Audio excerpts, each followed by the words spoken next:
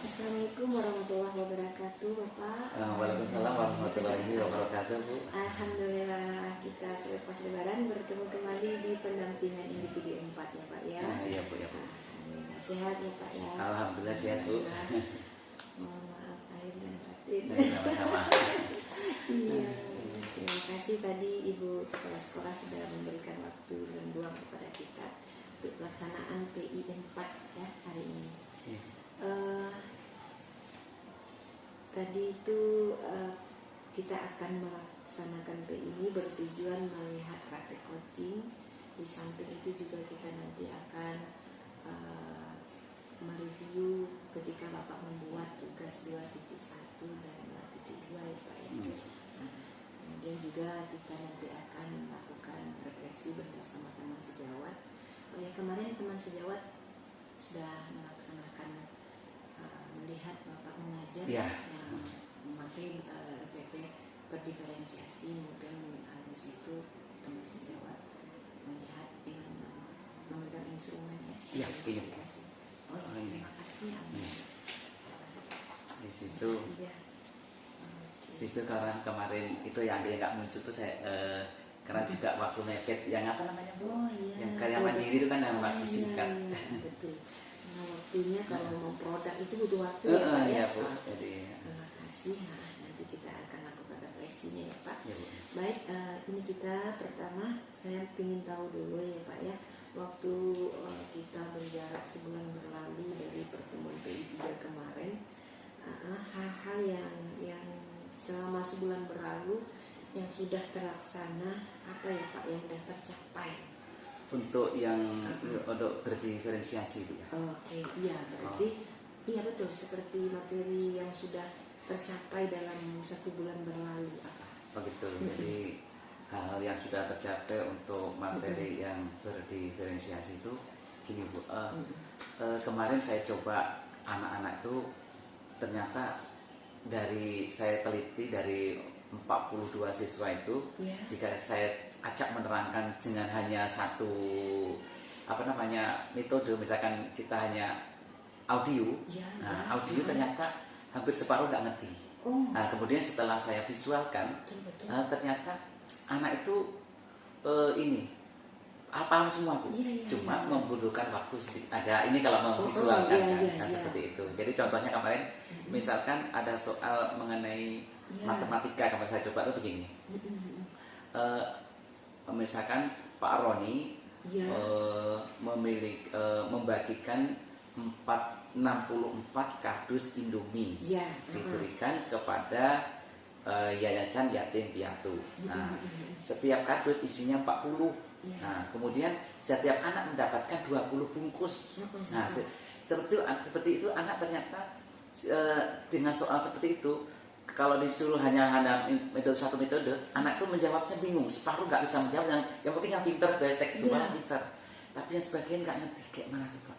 Nah, kalau saya mengambil Indomie kardus, betulan saya bongkar juga nggak mungkin malah misalkan ambil kardus habis waktu. Kemudian saya visualkan, jadi ada kotak di kelas ada kotak, kemudian kotak itu saya buat garis seperti itu. Nah, garis tuh kan 40, berarti 1, 2 sampai 10 saya ikat. 1 sampai 10 saya ikat. Berarti satu kotak isinya berapa? 2 ikat. Nah, tadi kardusnya berapa? 64. Gitu. Jadi anak itu langsung ketemu berapa katanya? Hasilnya 2 gitu kan, Bu. Ya, jadi kalikan 64 ketemu 128 seperti itu. Iya. Oh, jadi 64 tadi kita masukin 2 jadi berapa kotak dia dapat? Ya, berapa bungkus berapa itu ya anaknya. Kayak gitu, Pak. Jadi divisualkan tapi seperti itu tuh saya nggak sengaja gitu. Saya mikirnya di rumah. Tadi saya sudah menggunakan berdiferensiasi katanya. Saya katakan kayak gitu. Nggak sadar kadang-kadang kok anak tadi bisa. Mungkin saya menghafalnya di rumah. Iya, kita refleksinya di rumah aja. Saya ingat-ingat, tadi kok anak bisa ya. Padahal itu kamu kayak gini nggak ngerti. Pertama saya tanya nggak ngerti Pak. Udah banyak ini. Kemudian saya memotor otak gitu. Mengkonkretkan. Iya, mengkonkretkan. Iya, gitu kan. Pak, ternyata tidak menjamin anak kelas tinggi sudah bisa tanpa konkret. Iya betul. Tidak menjamin. Selama ini sebelum kita masuk kepada berdiferensi, kita mematok anak kelas tinggi itu dia logikanya udah jalan, nggak perlu lagi belum. Ternyata tidak. Ternyata lebih mengena ke visual, audio visual ya, ya Pak ya. Iya. Berarti saya dapat ilmu dari Bapak sekarang. Karena pemahaman kita selama ini Pak di belajar psikologi, waktu saya belajar di UT itu di SPD itu Pak, ingat kali dosennya memang kita. Anak kelas rendah itu dia dikonkretkan ngajar matematikanya karena logikanya belum jalan. Anak kelas tinggi sudah bisa, ternyata nggak bisa belum. juga kan? Terbukti. Nah lewat berdiferensi lebih mengerti kan? Iya betul. Oh saya dapat ilmu. Pak langsung asli nyata kan? Jadi di situ muncul rasa kepuasan ngajar ya. Oh gitu. Itu pun berarti saya menemukan tuh spontan tuh Bu. Kayak nggak mempersiapkan itu cuma spontan karena mungkin udah latihan kan. Benar. Karena udah mulai manjiwa rasa diferensiasi itu ke kita ya Pak ya. Iya. Merangsang kreatif ke kita bagaimana anak ngerti dengan Oh iya gitu. Terangsang kreatif Bapak langsung muncul. Gitu.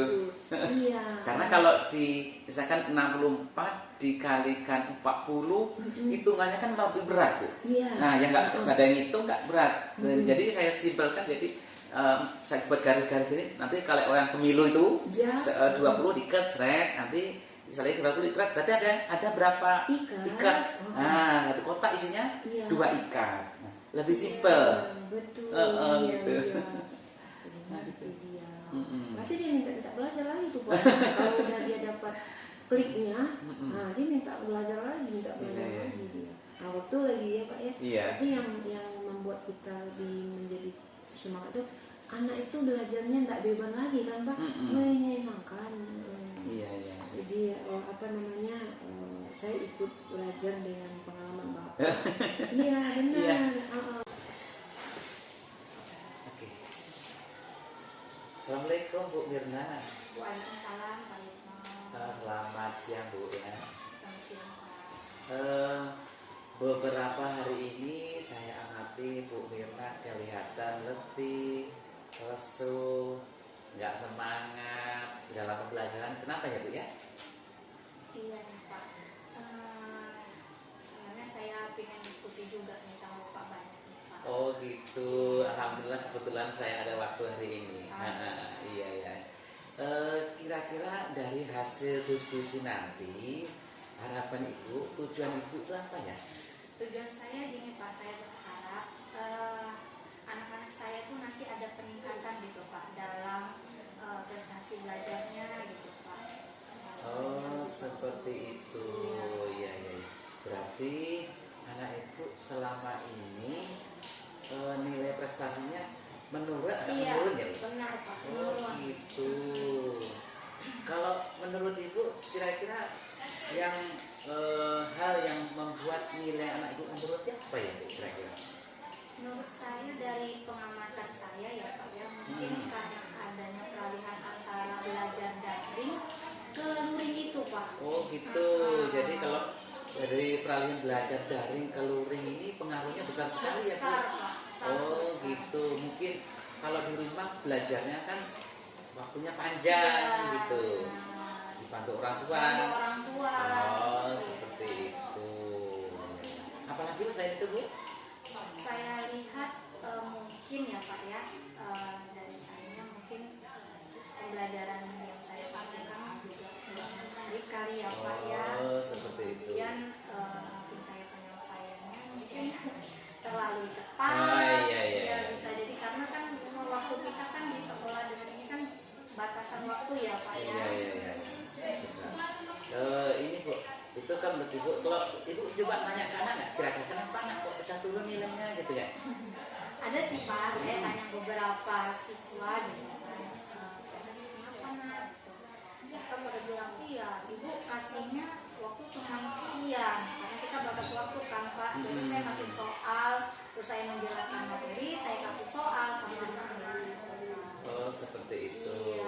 Kalau kasusnya seperti itu, jadi anak belajar hasil belajar yang menurun, mungkin karena peralihan daring tadi, kemudian Ibu menerangkannya katanya terlalu cepat, kurang menarik, mungkin jadi anak bisa. Nah, terus kiat-kiat Ibu bagaimana supaya nanti nilai anak itu kembali bisa naik Bu? Kira-kira menurut Bu bagaimana? Apa yang harus dilakukan gitu? Gimana ya Pak, kalau misalnya kita buat seperti permainan, kita belajar atau media pembelajaran biar menarik gitu Pak. Oh, itu bagus sekali. Jadi kontennya Bu ya. Nah, kontennya itu belajaran dari tambah menarik gitu, ada permainan, ada nyanyi-nyanyi gitu Bu ya. Iya. Nah, gitu. Terus mungkin saya akan menerapkan seperti belajar diferensiasi ya jadi sama PSE-nya. oh seperti itu. Jadi nanti anak itu apa namanya ada berdasarkan anak yang suka main nanti dikelompokin. Nanti yang suka baca dikelompokin. Iya, Pak. Oh seperti itu. Oke. Nah kira-kira Bu, Ibu mau ambil eksekusi ini Bu, jadi supaya nilai anak ini baik dengan ini, kira-kira kapan ya Bu ya? Secepatnya ya Pak, mungkin ya persiapan mungkin kalau lusa atau segitu lah Pak. Oh seperti itu ya. Jadi semakin cepat semakin bagus ya Bu. Oke. Jadi setelah ini Bu, kira-kira komitmen Ibu bagaimana untuk bisa merealisasikan ini Bu?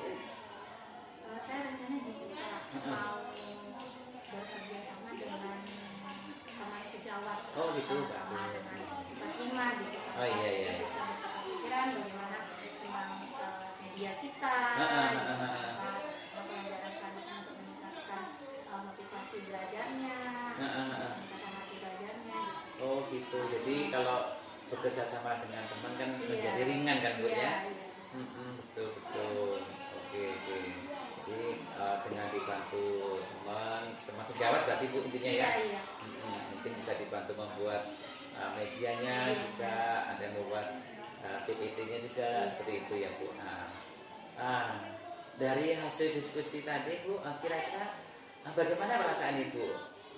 Nah, alhamdulillah ya Pak, maksudnya tuh sudah dapat solusinya, terus sedikit gitu. ada pencerahannya. Jadi intinya dapat ya Bu ya. Bagaimana yang harus diambil keputusan yang harus diambil gitu kan. Oke. Baik Bu, kayaknya mungkin karena juga saya ada ini Bu, ada ngajar mungkin ini. Baik dari saya, terima kasih Bu ya. Sama-sama Pak, terima kasih. Assalamualaikum. Waalaikumsalam, mengganggu waktunya ya Ya, Pak. Bu.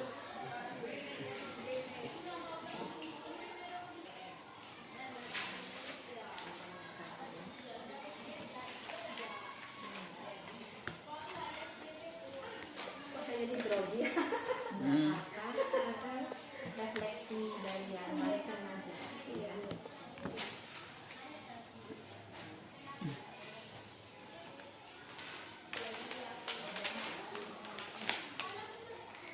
Tadi kita lompat dulu.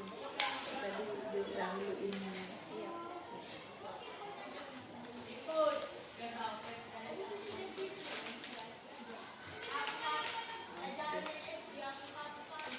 Ibu dengan Ibu Mirna ya. Ibu Mirna. Tadi saya sudah mengamati dengan Bapak Yudno, Bapak dan Ibu melaksanakan coaching ya. Bagaimana ya Bu dalam mempraktikkan coaching tadi CBT-nya terhadap Ibu? Bagaimana Pak Yudno melaksanakan praktek coaching terhadap Ibu? Saya jelas ya, jelas saya yang beliau sampaikan itu cukup mengarahkan saya pada untuk meningkatkan lagi lebih penyampaiannya lebih bagus, bisa dipahami oleh saya.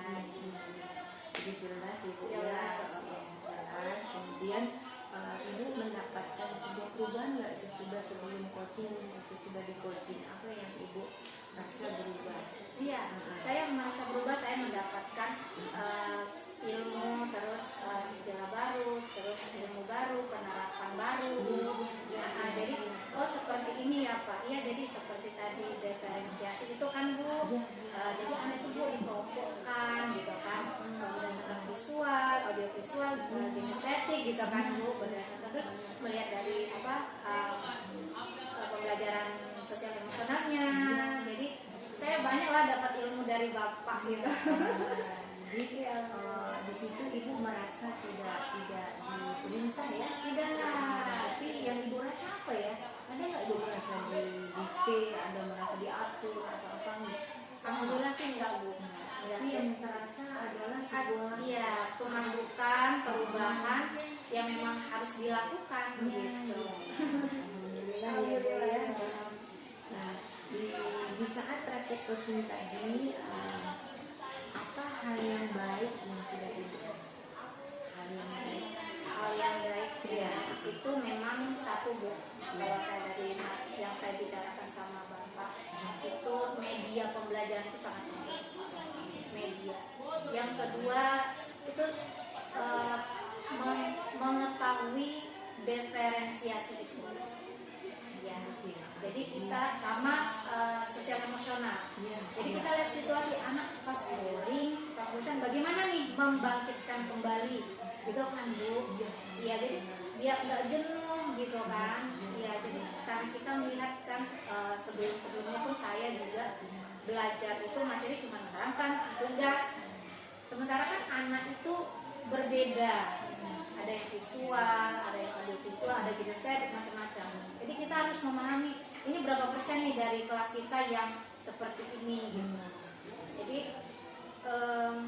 ya kayak gitulah. Memang susah ya Bu. Cuman setidaknya adalah kita terapkan itu gitu. Jadi ibaratnya kita tidak menjadi seorang guru yang ego lagi. Iya, Kita sudah menjadikan anak itu memang kan dalam istilah bapak tinggal guru itu menghamba kepada murid bukan menyembah. Iya. Artinya yang mengetahui anak itu. Dari praktek coaching tadi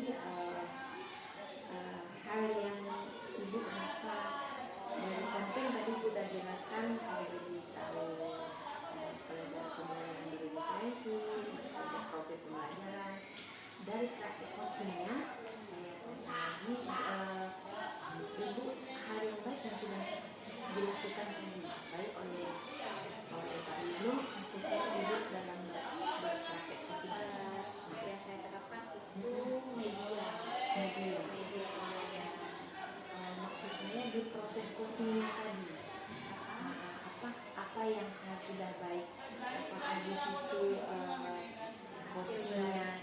coachnya sudah memandu ibu, coachnya apakah menggurui ibu, Tidak. sudah ibu bercerita. Iya, jadi Pak Ibnu ini alhamdulillah dia memandu Bu. Jadi selama saya ada terkendala gitu kan, saya tanya sama beliau dan beliau mengarahkan, oh ini baiknya seperti ini Bu, gitu kan. Seperti itu sih. Jadi di praktek coaching tadi itu ibu merasa tergali potensi ibu, kemauan ibu, Iya. semangat ibu, Iya, gitu kan? Bukan berarti ibu itu diatur, Tidak. Gitu. Jadi artinya di situ coach sudah berhasil untuk mengajak coachingnya berubah, meningkat, potensi-potensi seorang coachingnya bisa terbangkitkan. Iya. Karena sebuah coaching disebut berhasil, coaching tidak merasa diperintah, coaching tidak didikte, tapi coaching adalah orang yang mempunyai potensi dan dia menjadi lebih mengerti, oh iya saya bisa nih, saya bisa. Dari respon kawan tadi, kira-kira apa hal yang ingin Bapak ketahui lagi Jadi tentang berdiferensiasi ini?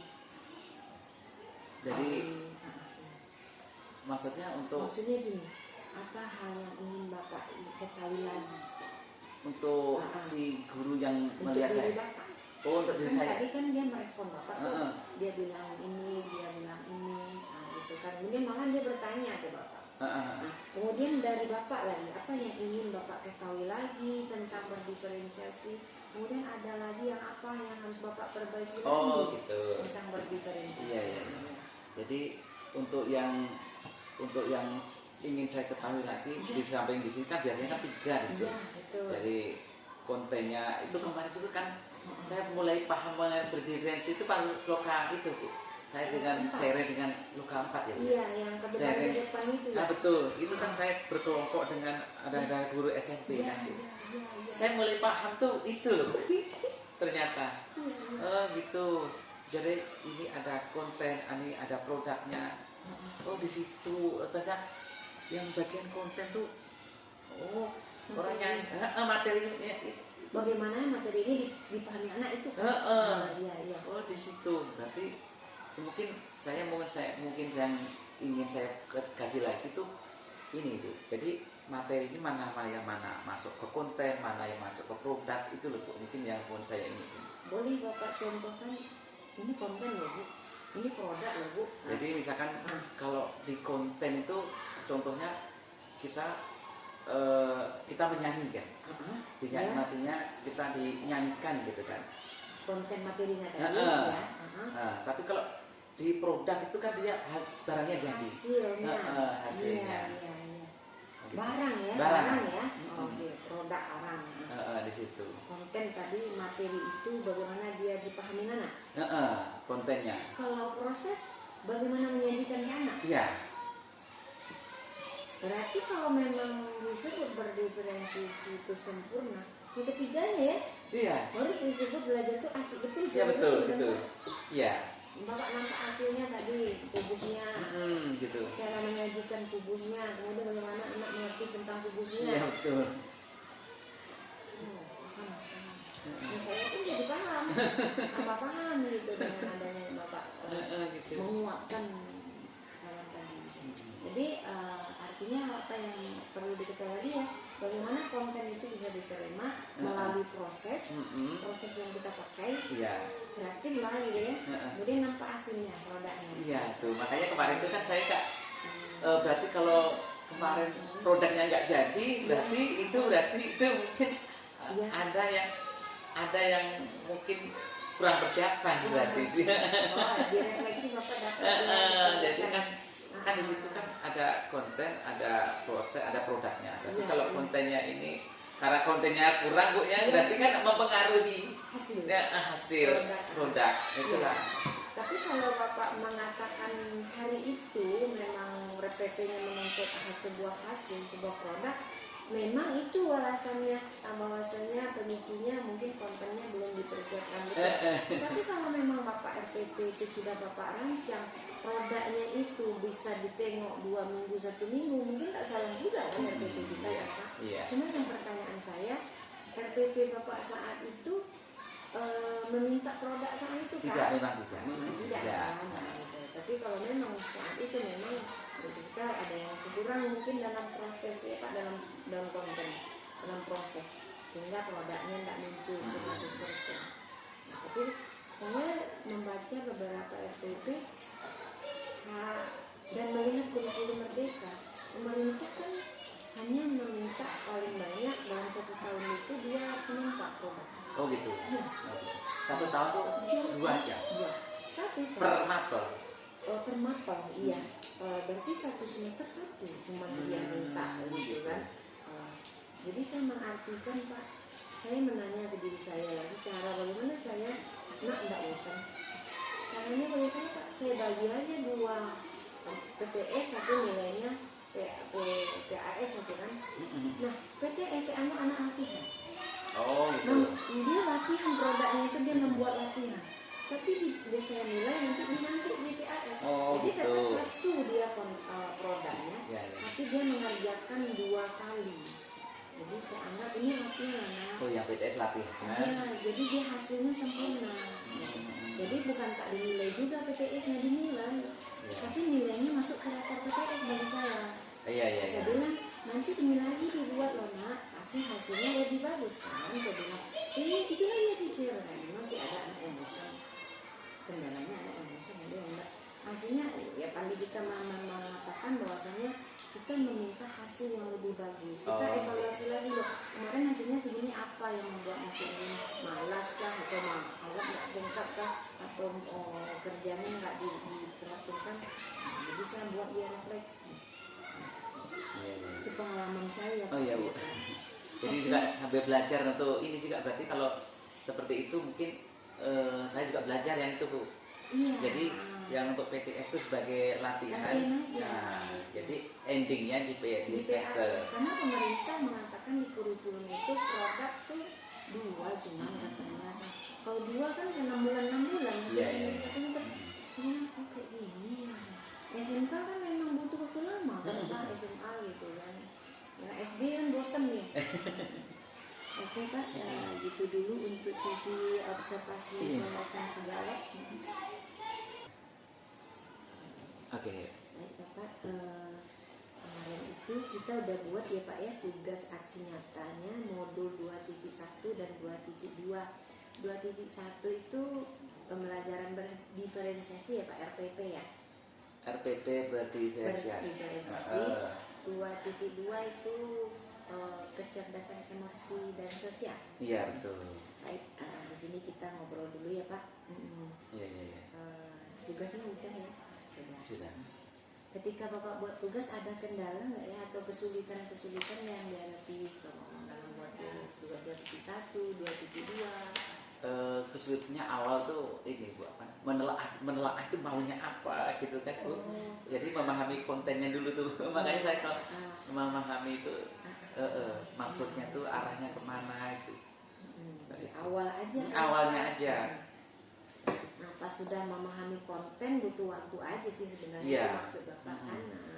Nah Bapak membuatnya enjoy aja lah. Iya kalau udah itu. Kan? Nah, jadi tidak ada kendala sih sebenarnya. Iya. Karena udah dilaksanakan, udah dipraktekkan. Gimana ya Pak perasaannya dalam tugas itu? Membuat Kalau itu KSE gitu. Itu saya membuatnya tuh senang aja Bu. Senang maksudnya di sini gimana ya? Senang tuh saya membuat tugas tuh aksi nyata itu senang karena gini, saya juga sambil belajar gitu kan ternyata dulu sudah pernah saya lakukan ternyata ini namanya berdiferensiasi. Kemudian PSE gitu kan seperti itu. Di KSE boleh Bapak cerita lagi senangnya itu seperti apa karena ini ibaratnya apa ya ilmu yang baru dikasih ICBP berkenaan dengan emosi. Ya jadi di situ yang saya senang tuh kita tuh bisa masuk ke ini. Misalkan ini saya udah mulai karena dulu kan kesulitan saya kan Bu, saya sampaikan Bu, saya tuh kesulitan untuk ngomong, public speaking. Setelah belajar ini berdiferensiasi dengan KSE ini kan, kok saya sekarang kok pandai ngoceh gitu. Peningkatan ya Pak ya. Gitu. Jadi tapi kalau banyak ngoceh nih takutnya orang nggak suka pula nanti. Kan ada materinya ya. Ya jadi senang merasa sudah berbeda ya Pak ya. Peningkatan kompetensi diri juga. Iya betul. Kemarin saya coba ngomong dengan Bu Mira tadi, kok ngalir aja gitu kan. Kata atau mungkin kata Bu Yanti lama-lama kan bisa gitu kan. Lama bisa. Karena untuk public speaking itu kayaknya dasarnya harus dari ini Bu, dari KS ini. Ilmu sosial ini harus dikuasai. Karena itu secara tidak langsung menguasai ilmu jiwa kan ya. Ilmu jiwa dan ngaruh ke kepercayaan diri juga gitu ya Pak, konsentrasi, ketenangan hati, Iya dari situ.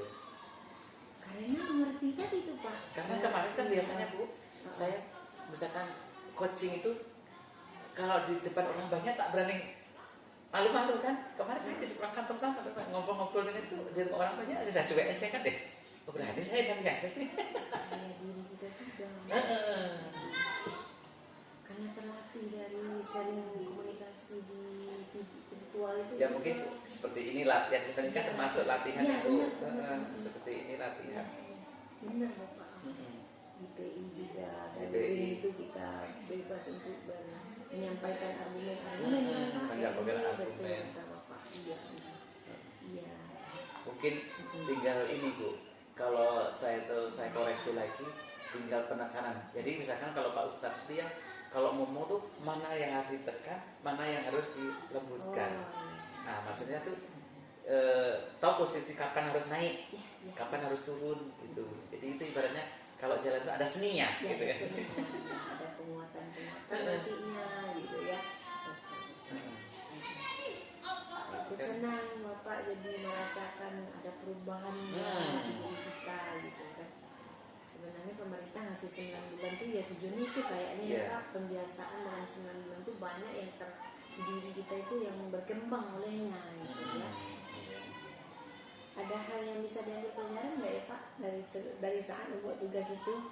Apa hal yang bisa Bapak ambil pelajaran? Yang diambil pelajaran dari tugas baik mau berdiferensiasi mau KSE itu yang bisa ambil pelajaran tuh ini Bu, ada kepuasan bagi saya.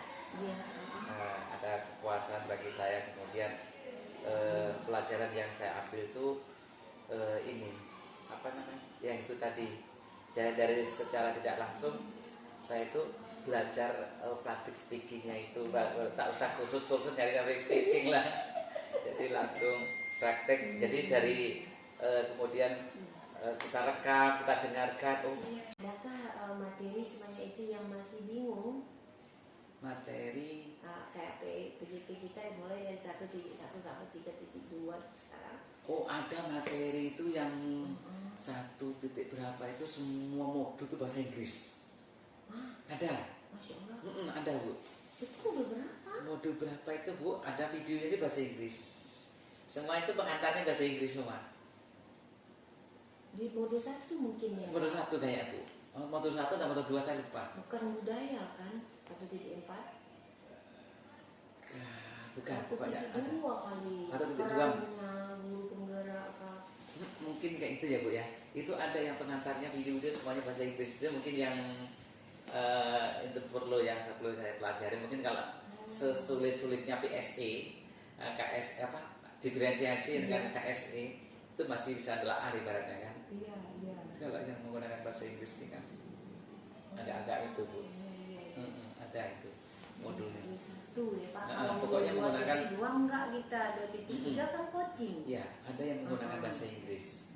Berarti itu kita pelajari lebih dalam lagi gitu ya Pak ya. Itu mungkin di peran guru penggerak ya Pak. 1.2, 1.3. Kayaknya dia itu yang ada stop dulu. Oh, ada metode stop. Kalau stop kan KSE. Dimasuk KSE ya Bu ya? Iya memang KSE kalau stop. Itu ada situ ada entah berapa. Oh, itu. di videonya. Oke. Bahasa Inggris ya? Pengantarnya bahasa Inggris. Oh, tapi saya juga mengakali juga. Saya juga cari akal juga kalau bahasa Inggris cari itu. Bahasa Inggrisnya ya perlu diterjemahkan.